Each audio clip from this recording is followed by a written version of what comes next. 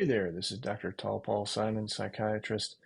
Wanted to talk to you a little bit about performance anxiety, test taking anxiety, speech anxiety. And these are different terms that we use for technically performance anxiety. So, what is it?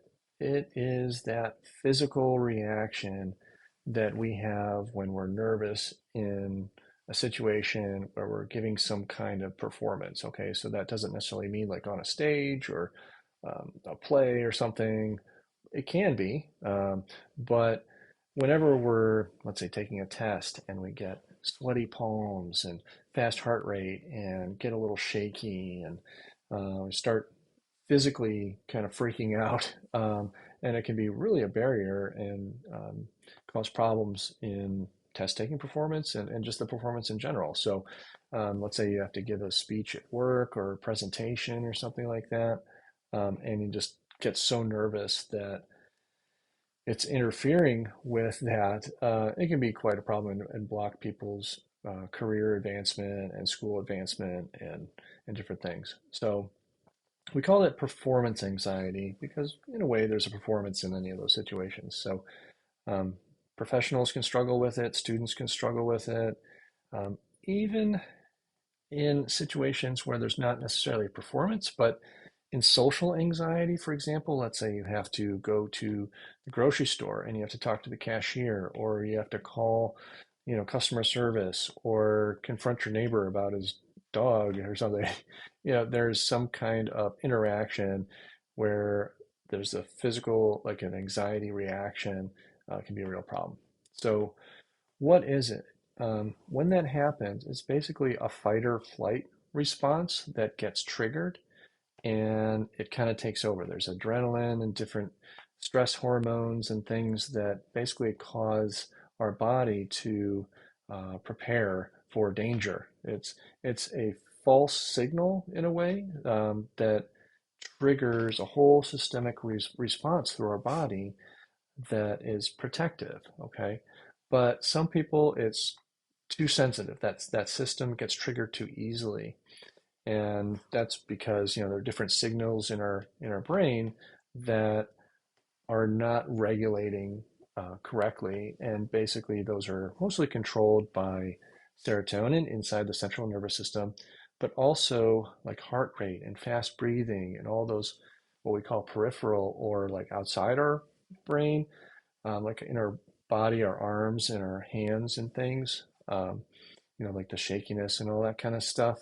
Those can be managed or are controlled by different systems in our body. So now, how do you address it? Well, actually, there's a lot that can be done for that.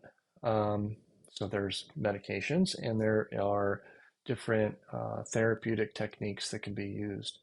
So the two main things that I use with people as far as medication. Now, I'm a psychiatrist, okay, so I'm a physician, went to medical school and all that kind of stuff. So a lot of my interventions focus on medical things. So medications primarily. No, I do a little bit of therapy with people, but a lot of times I get somebody to see a therapist to really, get to meet with them for an hour every week or two and really, get into the weeds, so to say, as far as working on this kind of stuff. But as far as the therapy, a lot of times what they do is exposure response training or exposure response practice. So basically, the idea is to expose the person, even just mentally imagining of giving a performance or those situations where that trigger anxiety, and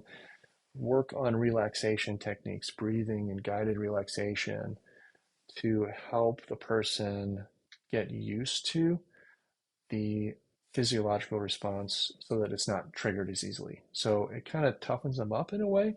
And then that exposure can become like you can start from like imagining a situation like giving a speech to like practicing giving a speech in front of the mirror or stuffed animals for a kid or something.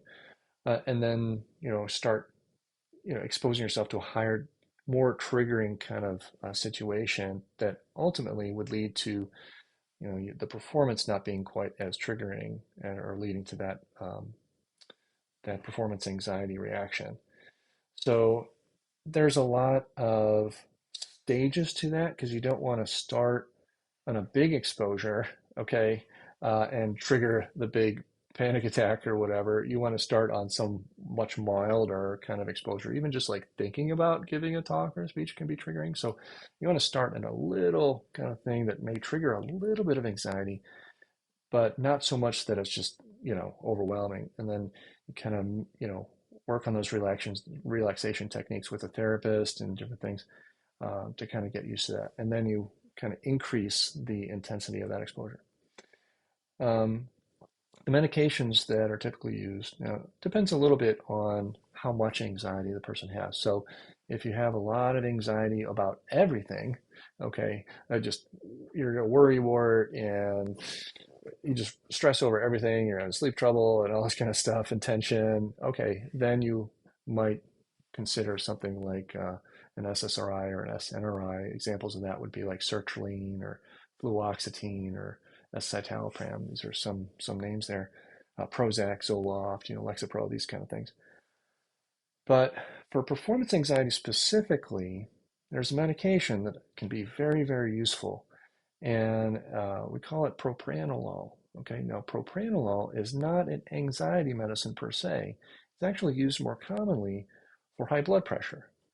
Now, the idea is not to lower your blood pressure, okay, but it is to put a governor or a cap on that physical reaction, that fight or flight reaction that gets triggered. So what it does, it kind of just puts a physical cap on how fast your heart rate starts to get going and how shaky and sweaty you get. So you would take a little bit of propranolol, not enough to lower your blood pressure, but just like 10 or 20 milligrams um, as needed. Okay, so it's not a routine thing, like maybe a half an hour to an hour before you give a performance or take a test or something like that. So it basically mutes it or puts a governor on that physical response, and it can prevent that so that you can get through the performance and without much problem. So it works pretty good. It's not addictive. The propranolol is not addictive. It's cheap. It's not sedating. So like a lot of people think, oh, as needed anxiety medications, oh, like Xanax or Klonopin and stuff like that. No, no, no, no, no. Propranolol is a lot better in a lot of ways. Those Xanaxes and all that kind of stuff can cause slurring of speech, sedation, cognitive problems, so you don't want to give a performance when your mind is altered. Okay, the propranolol does not alter your mind. Okay, it alters how fast your body reacts or how intensely it reacts to those fight or flight stimulating kind of stimuli or whatever. So it's a really good tool for a lot of people. People use it sometimes also for like performance kind of stuff, like literally like violin players and professional musicians and things. So it can be very, very useful. Ask your primary doc or your psychiatrist about it. Again, it's not addictive. The side effect, sometimes, rarely, I don't know if I've ever run into somebody, it can not reduce your blood pressure, but make it a little softer. So if like you stand up a little quick and get a little dizzy, I think we've all had that sometimes, if we're dehydrated or something. Sometimes it can bring that out, but the the doses that are used for actual high blood pressure are a lot higher than what we're talking about for performance anxiety. So performance anxiety would be like in the order of 10 to 20 milligrams. Um, and you can just take it as needed. So, whereas for high blood pressure, it starts at like 40 milligrams twice a day and kind of goes up from there. So, very different dose range. So, yeah, that's performance anxiety, how it's addressed in therapy and with medications. I hope you found this video useful. Please subscribe. Please, please, please subscribe. And you guys take care. Okay.